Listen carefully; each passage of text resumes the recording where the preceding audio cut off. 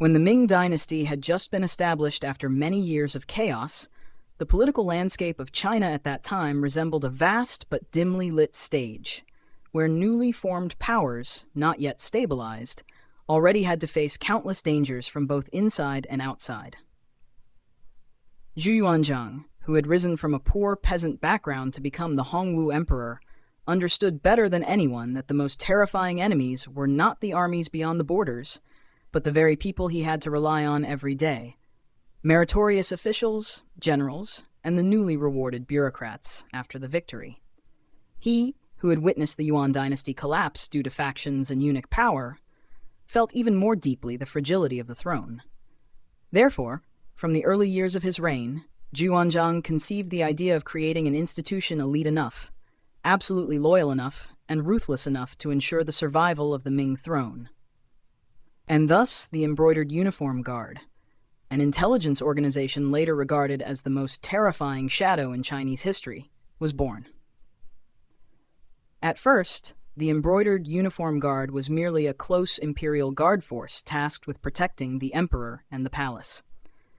But from the moment of its establishment in the year 1382, this organization already possessed a fundamentally different nature.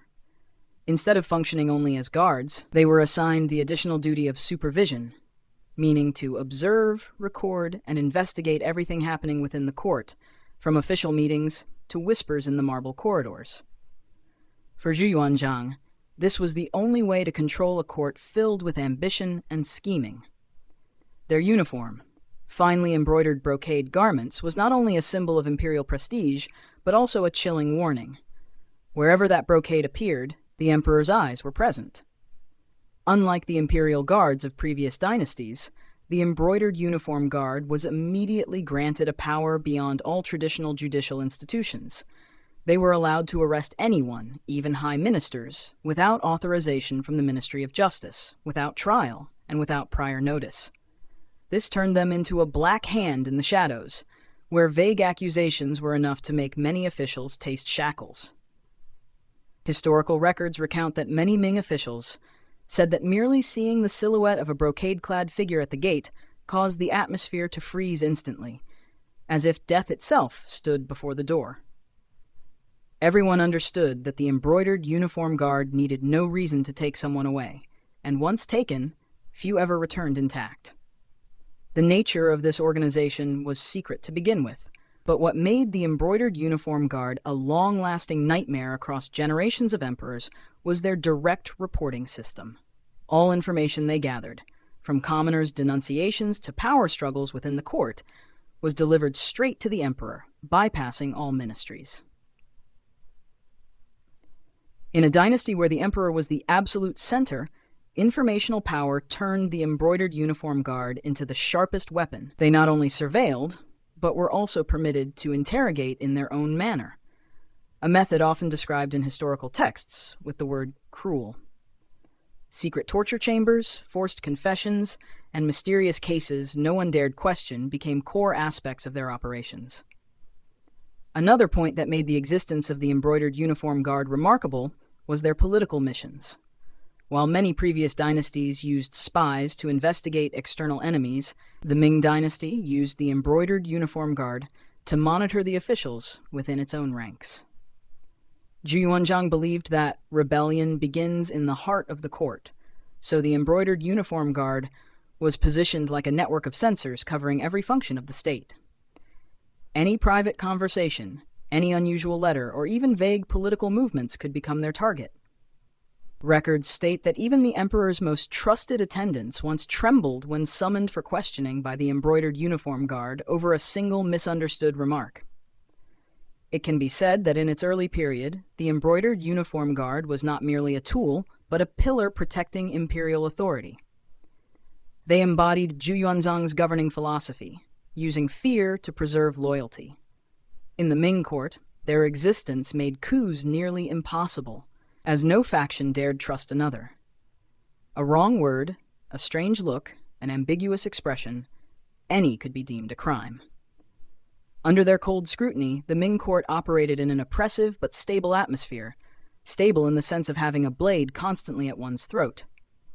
The uniform of the embroidered uniform guard, the golden brocade embroidered with intricate patterns, was not only meant to display grandeur, but also carried special significance. It distinguished them from all other forces. Anyone seeing that brocade instantly recognized that before them stood not an ordinary soldier, but someone acting on behalf of the emperor. Thus arose the folk saying, "Seeing brocade is like seeing a blade," referring to the fear they inspired. Paradoxically, despite their dazzling attire, their identities remained mysterious, rarely revealing their real names, tasks, or ranks, only appearing and vanishing like shadows. As for skills, each member of the embroidered uniform guard was meticulously selected, skilled in martial arts, fast on horseback, literate, and above all, absolutely loyal to the emperor. They underwent training in observation, surveillance, dossier analysis, and even interrogation techniques to maximize effectiveness. All this ensured that when the emperor issued an order, they could act immediately, without hesitation, without calculation. This was the reason the embroidered uniform guard differed from any guard force before them. They were not allowed to be mere soldiers, but had to be the sharp instrument of the throne. But behind their elite nature and immense power, the organization carried the seeds of instability from the very beginning. Excessive authority, the ability to arrest, investigate, and act without oversight, made the embroidered uniform guard easily become a tool for suspicion and punishment. When the emperor doubted someone, they would arrest. When he wanted to probe a faction, they would infiltrate. When he needed evidence to remove an official, they would provide it. Thus, all power concentrated into a single point, the will of the emperor. And when power lacks restraint, cruelty becomes inevitable. This was the foundation for the long era that followed, when the embroidered uniform guard became a symbol of fear and darkness within the Ming court. From the secret foundation of power established in the early years of the Ming Dynasty, the embroidered guards no longer remained confined within the imperial palace. They began stepping onto the battlefield, appearing among dense formations of armored soldiers, amid the rolling thunder of war drums and dragon-embroidered banners fluttering in the cold northern wind. As the borders of the Ming realm continued to expand, as campaigns of suppression, conquest, and pacification stretched endlessly from Jiangnan to the Mongolian steppe, the embroidered guards, an organization born from the shadows of the court, unexpectedly carried their golden brocade into the fires of war, becoming the eyes, the ears, and even the hidden blade among tens of thousands of troops. From this point onward, their presence instilled fear not only within court officials, but also throughout every military camp and every fortress on the frontier, forming a new layer of authority imposed atop the traditional power of the army. In many major battles of the Ming Dynasty, especially under Emperor Yongle, the embroidered guards were dispatched alongside expeditionary armies, not as shock troops, but as supervisors and intelligence collectors. They observed how generals deployed their forces, assessed the morale of the soldiers, noted every suspicious sign, and reported everything back to the capital. This turned the battlefield into a place where two blades coexisted, one aimed at the enemy ahead, and one invisible blade pressed behind the backs of the commanders. For many generals, fighting the enemy was already perilous, but fighting in perfect accordance with the emperor's expectations was even more dangerous. A single small mistake, a risky decision, or even a passing complaint uttered in camp could be recorded by the embroidered guards and become a crime by the next morning. Thus, the atmosphere within the camps always carried a heavy, invisible weight. Soldiers who saw the glint of golden brocade from afar immediately stood rigid, not out of respect, but out of fear. Those wearing such robes moved quietly among the ranks like hawks, observing everything with cold eyes. They listened to the soldiers' conversations, heard complaints about rations, heard the sighs of young warriors missing home, all of it categorized and transformed into information. While the generals arranged troop formations, prepared cavalry to strike both flanks, or positioned ambushers within dense forests, the embroidered guards silently constructed their own battle map, a map of information, a map of human hearts. In grand campaigns such as the northern expeditions against the Mongols or the pacification of Yunnan, the presence of the embroidered guards was particularly dense. As Ming forces marched across the vast steppes, amid thundering hooves and dust clouds that blurred the horizon. The shimmer of their brocade stood out like a streak of vermilion against a gray desert. They rode the fastest stallions, carrying pouches of documents, secret orders, and instruments for interrogations conducted right on the battlefield. Sometimes they appeared at the forward camp in the morning and by afternoon had ridden back to the main army, leaving behind tense glances from those too afraid to ask why. And once they departed, everyone was uneasy. Had someone been recorded as guilty? Had the commanding general been judged unfavorably? No one knew, for the silence of the embroidered guards was a silence of final verdicts. What made their role on the battlefield even more remarkable was their method of grasping enemy circumstances. Though not traditional scouts, they excelled at extracting information from locals, prisoners, or scattered bits of news among the soldiers. In prolonged conflicts, accurate intelligence could determine victory more than sheer numbers. At times, they discovered generals intending to act independently for personal merit, or soldiers planning desertion in times of hardship. A single report sent to the capital could prompt the emperor to immediately reassign troops, replace generals, or even order executions right on the field. Through this, the embroidered guards became a remote control mechanism enabling the emperor to direct the battlefield from thousands of miles away.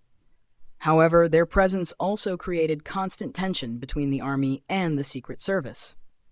For seasoned commanders, warfare was not merely about obeying imperial orders.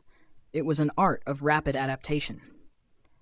But with unseen eyes monitoring every move, altering tactics in a critical moment became a political risk. Some generals wanted swift attacks but feared being labeled reckless. Others wished to defend but feared being judged incompetent and cowardly. That golden brocade stripped commanders of their freedom to act, a freedom that was the very soul of military strategy. Yet the Ming emperors saw this as an advantage.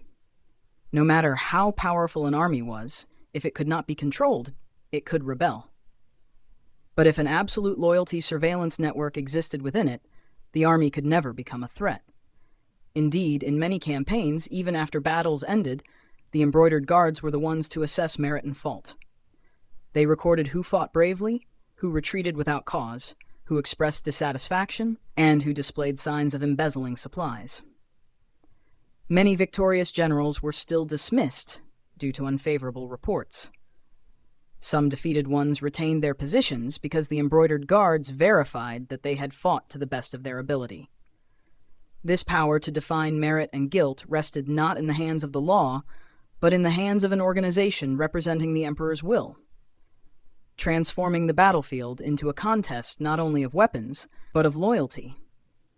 Contemporary records show that the reports of the embroidered guards saved the Ming Dynasty from several brewing military rebellions. As battlefronts stretched further and local commanders were granted great autonomy, the risk of separatist power grew high. The embroidered guards served as sharp blades sent to cut off all signs of dissent from the root. They gathered evidence, secretly arrested those with treasonous intentions, and sometimes destabilized opposing factions by spreading rumors, causing the army to fracture from within. On the battlefield, a single accusation could collapse an entire rebellion plan. An unexpected interrogation could put an entire camp on high alert. Though brutal, these actions preserved the Ming Dynasty's iron discipline through many years of warfare. Strikingly, while the image of generals was tied to battle cries and the sound of drums, the image of the embroidered guards was defined by a terrifying silence. They rarely shouted orders or engaged in direct combat, yet every step they took reverberated through the entire camp. On misty mornings, as troops prepared to march, the sight of a few figures in brocade moving among the soldiers was enough to remind everyone that behind the drums of war beat another, stronger rhythm, the rhythm of absolute surveillance. Thus, on the battlefield, the embroidered guards became a unique force. Not main troops, not scouts, not officials. They were an intermediary between two worlds, the world of steel and the world of political power. From this middle ground, they grew into an indispensable element of every major military undertaking of the Ming. Thanks to them, the emperor knew every move made by his generals. Thanks to them, discipline held firm across long campaigns. Thanks to them, the army could never become a threat. Yet because of them, the battlefield also became more suffocating, harsher, and full of unseen currents. This dual role, both supporting warfare and monitoring people, opened a new path of power for the embroidered guards, allowing the organization to grow ever stronger and edging toward an authority no one could restrain. And from this point, tensions with other political forces began to smolder, eventually erupting into bloody palace struggles with the rise of the Eastern Depot. When the Ming Dynasty's military expeditions gradually subsided and the empire's borders were firmly established, tensions on the battlefield diminished, but the shadows within the imperial court began to thicken like winter fog smothering the sky over Beijing. Although the embroidered guard held immense power, their growing influence unintentionally created a new problem. They had become too numerous, too strong, and though the generals feared them, they still secretly despised them. Worse yet, the civil officials harbored deep resentment at being monitored by a semi-military force. The Yongle Emperor, who had once wielded the embroidered guard as a sharp blade to suppress the court, began to realize that this organization, though still loyal, had grown into a force that might become difficult to control should the future take an unexpected turn. And so he decided to do what no one had foreseen: create yet another secret intelligence force, more dangerous, more discreet, and placed directly in the hands of those who traditionally held no formal bureaucratic authority: eunuchs. That force was the Eastern Depot. The Eastern Depot possessed neither the imposing grandeur of brocade uniforms nor the glimmering gold of the embroidered guard. They were quieter, more flexible, and far more venomous, like a wisp of poison smoke slipping through the door at dawn. Under the command of the emperor's most trusted eunuch, the Eastern Depot required no documents, no sealed edicts, and no formal procedures to prove guilt. A single whispered order from the emperor was enough to trigger a wave of secret arrests. If the embroidered guard was an open blade, the Eastern Depot was a hidden, poisoned needle. A single prick could throw the entire court into turmoil. Immediately upon its creation, the Eastern Depot was assigned to monitor the embroidered guard themselves.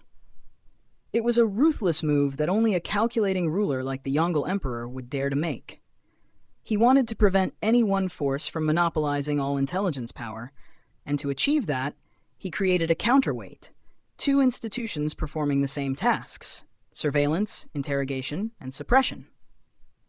The embroidered guard began covertly watching the Eastern Depot. The Eastern Depot shadowed the embroidered guard, and both watched the officials, generals, and every whispered word within the palace. This overlapping surveillance left everyone unable to trust anyone, not colleagues, not allies, not even those within their own faction. Thus, the imperial court became a labyrinth of suspicious glances, murmurs in the dark, and footsteps gliding like ghosts across dust-lined corridors. Amid the flickering oil lamps illuminating the vermilion columns of the Forbidden City, the late-night conversations of high officials grew increasingly cautious. A half-joking remark could fall into the ears of a eunuch, and from there become a secret report delivered to the Eastern Depot. A letter home could be opened in the dark and turned into evidence of cultivating conspiracy. Even princes and nobles dared not openly form factions, for the Eastern Depot, unlike the embroidered guard, maintained a network of informants woven throughout the entire eunuch system. A lamplighter, a maid sweeping the courtyard, or a cook in the imperial kitchen could all be agents. The terror of the Eastern Depot lay in this: no one truly knew who they were. In contrast, the embroidered guard, though ruthless, were recognizable and predictable. They acted swiftly, decisively, and openly, while the Eastern Depot moved like underground water beneath winter ice, silent, cold, and sudden. On stormy winter nights, when the wind howled through the stone corridors of the Forbidden City, a high official might receive a summons from the Eastern Depot and then vanish into the darkness. By morning, his seat in court remained in place, but he would never return. No records, no verdict, no evidence, only a heavy silence that told everyone he had been dealt with, in a manner never to be spoken of. From the moment the Eastern Depot emerged, political struggles within the Ming court grew fiercer. Civil officials, who had once competed only over policies and interests, now scrambled for the favor of powerful eunuchs. Many understood that offending the Eastern Depot meant being destroyed not only by political accusations, but also by charges whose truth only heaven could judge. Meanwhile, the embroidered guard, anxious about their waning influence, quietly sought to regain power, resulting in secret conflicts, sabotaged reports, and even cases where both agencies interpreted each other's intelligence in ways that undermined their rivals. The court, meant to be a place of governance, had become an invisible battlefield between two surveillance machines. The Yongle Emperor, architect of this division of power, fully understood the turmoil it stirred. But he believed that the competition between the embroidered guard and the Eastern Depot would create a balance, ensuring he received accurate information without becoming dependent on any one faction. In the beginning, this plan worked. Officials behaved cautiously, eunuchs acted prudently, the army maintained discipline, and important intelligence reached the throne faster than ever. However, the emperor could not foresee that once he passed, later rulers, especially the weak ones, would be unable to control the two monsters he had unleashed. In the years that followed, the Eastern Depot grew into an enormous shadow over the court. What began as a secret palace intelligence unit evolved into a massive political machine with the authority to enter ministries, investigate officials of all ranks, establish their own prisons, and conduct interrogations independently. Their sinister influence seeped into every brick of the Forbidden City, making anyone who stepped inside feel as if countless unseen eyes were watching from behind the stone walls. The rivalry between the Embroidered Guard and the Eastern Depot was not merely a struggle for power, but a clash of nature. One relied on martial force, discipline, and direct confrontation. The other on softness, subtlety, and assassination. One instilled fear with an exposed blade. The other planted dread through formless shadow. Both served the emperor, yet they were natural enemies. And when an empire possessed two parallel secret police systems, the fate of its officials and politics became dictated by forces absent from the official histories. The atmosphere of the court thereafter was like a frozen lake, still but deadly. A smile had to be measured. A word had to be weighed. The solemn morning audiences beneath the sunlight were merely masks. Behind them were endless nights where factions sent secret reports, officials burned through candles writing preemptive self-defenses, and eunuchs exchanged glances sharp as knives grazing one another's throats. If the frontier battlefield was where swords screamed, the imperial court was where swords did not need to be drawn to make men tremble. And within this very atmosphere, the Eastern Depot gradually surpassed the Embroidered Guard, becoming the most powerful political force of the mid to late Ming. Their rise not only altered the balance of power, but opened a new path, one leading the Ming Dynasty toward bloodier struggles, horrific cases, and ultimately decay from within. These events would become unmistakably clear once the Eastern Depot began manipulating even the emperors, using its intelligence power to swallow the government whole. A dark chapter history we'll never forget. When the Eastern Depot had secured its footing in the deepest darkness of the Forbidden City, the Ming Dynasty entered a period in which power no longer rested in the hands of an upright and righteous court, but in those of people who knew how to wield darkness as a weapon. The palace, once the heart of the empire, now resembled a gigantic ship carcass drifting in the night sea, gilded on the outside yet hollow within, emptied by ambition, suspicion, and factional interests. And it was at this moment that the covert alliance among certain officials, eunuchs, and the heads of secret services pushed the Embroidered Uniform Guard and the Eastern Depot into a distorted state far removed from their original purpose. If in the Yongle era these two agencies still maintained some semblance of national security, then by the 16th to 17th centuries, they had become two of the most ruthless instruments of revenge, purge, and political domination in the entire history of the Ming Dynasty. In the final years of Emperor Jiajing's reign, the Eastern Depot grew so brazen that it could arbitrarily arrest any high official with nothing more than a handwritten imperial decree copied by a eunuch. Vague accusations such as disrespect, careless speech, and forming factions were used not to protect the court, but to eliminate rivals. Even a tea gathering among a few neutral officials could be construed as a treasonous conspiracy. Honest voices in the court were gradually strangled and then disappeared entirely when a single displeased look from a powerful eunuch was enough to send someone to the great prison. The embroidered uniform guard at this time no longer maintained the discipline and sharpness of its early days. They were mired in internal conflict, divided into factions relying on powers within the harem or financial departments of the court to compete for power and profit.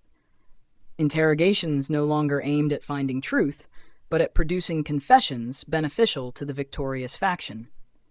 Some generals were tortured to the point of confessing to crimes they had never committed. Some ministers were beaten for 3 days and 3 nights to force them to confess allies that did not in fact exist. False confessions were fabricated, evidence forged, accusations exaggerated. All of this made the entire political system collapse like a termite-eaten wall. One of the darkest periods came when Emperor Wanli began abandoning state affairs, allowing power to slip into the hands of eunuchs and the leaders of the Eastern Depot. In the shadows, the heads of the secret services no longer viewed the emperor as the absolute center. They saw themselves as the ones holding the key to controlling the entire court. From managing the harem, appointing officials, arranging taxes, to directing the embroidered uniform guard to open cases, everything was decided by men of the Eastern Depot, who held no official titles within the bureaucratic system. In such an atmosphere, notorious cases such as the 3 Great Cases at the end of the Ming Dynasty emerged. Large-scale purges carried out not according to law, but according to the will of the stronger faction. Many upright ministers or reputable generals became victims simply because they were seen as threats. In the prisons controlled by the Eastern Depot, the screams of agony, the sound of iron chains dragged across stone floors, and the shouts of jailers became familiar noises each night. Some died as soon as they were arrested. Some died from torture. Some died from rotting away in confinement. These deaths were not to be questioned, and no one dared ask.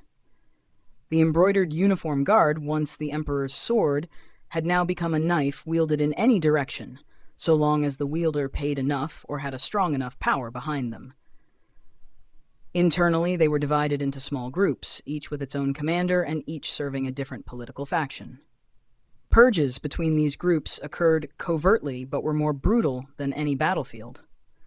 Some captains were abducted in the dead of night by members of rival groups and never returned.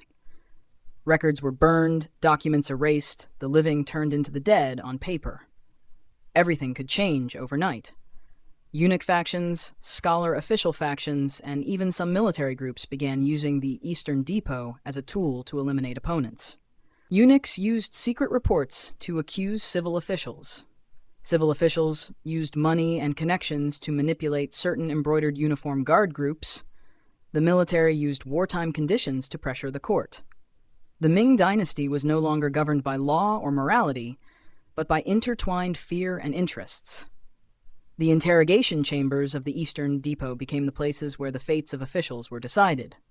A single interrogation could change the future of an entire region, province, or even a military campaign. The corruption of the 2 secret agencies also severely harmed ordinary civilians.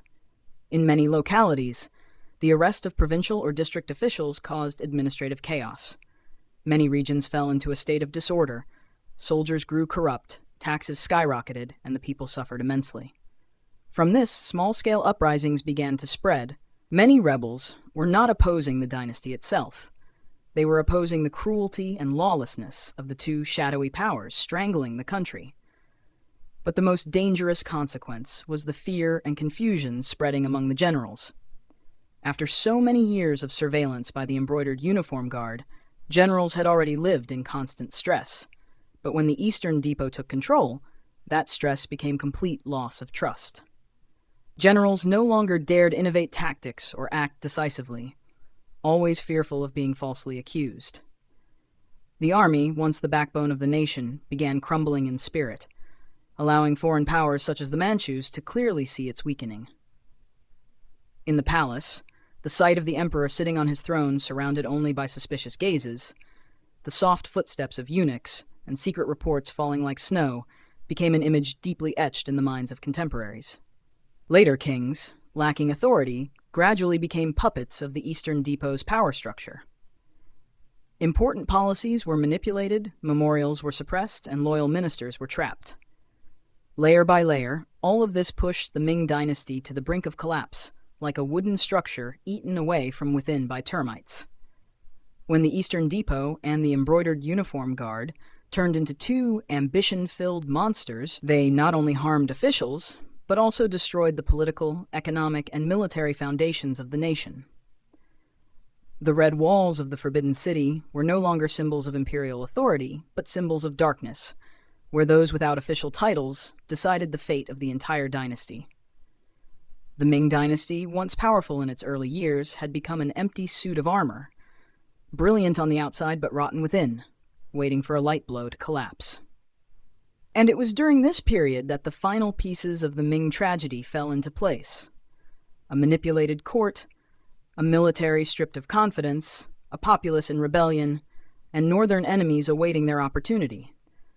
All were preparing for the bloody end of the dynasty, where even those who once spread terror, the embroidered uniform guard and the Eastern Depot, could not escape being swept away by history.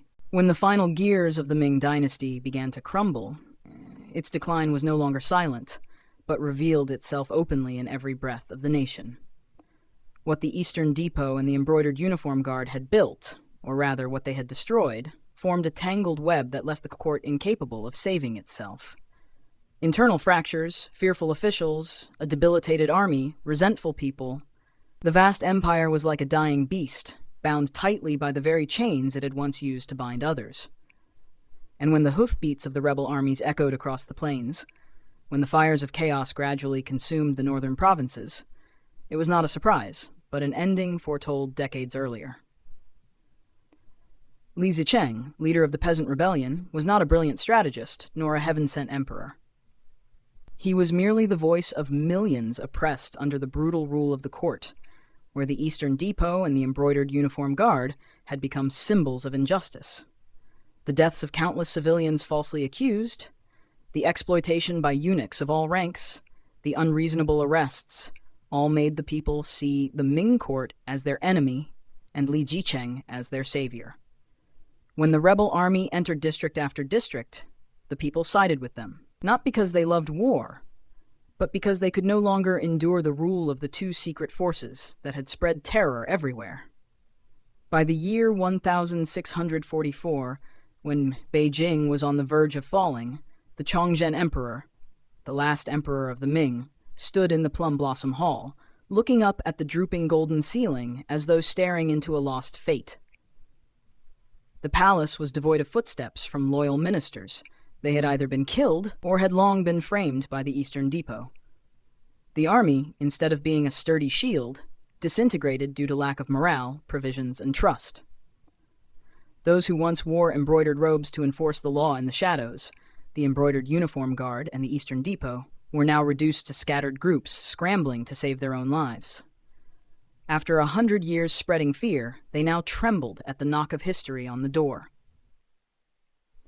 When Li Zicheng captured Beijing, he did not need much effort to eradicate the remnants of the Eastern Depot and the embroidered uniform guard. The blazing interrogation chambers, the secret prisons forced open, the people who once lorded over the entire court were dragged into the light of a justice they had never respected. Some eunuchs begged, wept, and tried to defend themselves with desperate oaths, but the people did not listen. They had waited too long. Eyes once filled with resentment now stared directly at the brocade-clad figures who had caused so much suffering. Without lengthy trials, the Eastern Depot was dissolved immediately. Secret facilities were destroyed, records burned or seized. The embroidered uniform guard, once feared across all of China, also found no refuge when their emperor hanged himself on Coal Hill, closing an entire dynasty in tragedy. But the rebels' punishment was not the true ending. The brutal legacy of these two secret agencies continued to haunt the succeeding dynasty, the Qing. After defeating the rebels and entering the Central Plains, the Qing realized that the shadow of the Eastern Depot and the embroidered uniform guard was still too large, to the point where any future secret organization would inevitably be met with suspicion, hatred, even resistance from the people. The Manchu rulers, wise in managing the vast Han population, immediately erased all traces of these agencies, banning any form of investigative institution that bypassed judicial authority. They understood that to govern a nation just emerging from a bloody storm, the most dangerous thing would be to recreate the very model the Ming had used to destroy itself. Yet the story of the embroidered uniform guard and the Eastern Depot did not vanish from folk memory. It lived on in whispered tales, dark legends, and the warnings of historians. To the people, the embroidered uniform guard was not a force of protection but a ghost of lawless power. The Eastern Depot was not the court's eyes and ears but a nightmare of invisible cruelty. Stories like a soft knock at the door at night, people disappearing without a trace, confession documents written in blood became variations spread everywhere, reminders that when power lacks restraint, it will eventually devour the entire nation. In the field of historiography, these two agencies became classic symbols of the corruption of power within a centralized feudal system. Scholars of the Qing era, the Republican era, and even modern historians view the existence and degeneration of the embroidered uniform guard and the Eastern Depot as quintessential examples of a political system operating through fear rather than law. When a secret agency rises above the law, instead of protecting the dynasty, it will destroy the dynasty from within. The embroidered uniform guard and the Eastern Depot did not strengthen the Ming. On the contrary, they were the poison that made officials afraid to speak the truth, the army afraid to act, and the people no longer loyal. A dynasty in which everyone fears surveillance can never achieve lasting development, and the Ming dynasty is the bitter proof of that. Ironically, the very harshness of these two secret organizations created a strange fascination in popular culture. For centuries afterward, writers, screenwriters, and artists portrayed the embroidered uniform guard as cold, loyal, tragic warriors, the Eastern Depot as sinister shadows with unfathomable schemes. Yet behind the glamorous facade of film and fiction, history reveals a more brutal reality.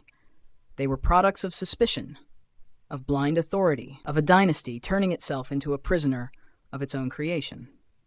And perhaps that is the final legacy the embroidered uniform guard and the Eastern Depot left to posterity, the lesson of the limits of power.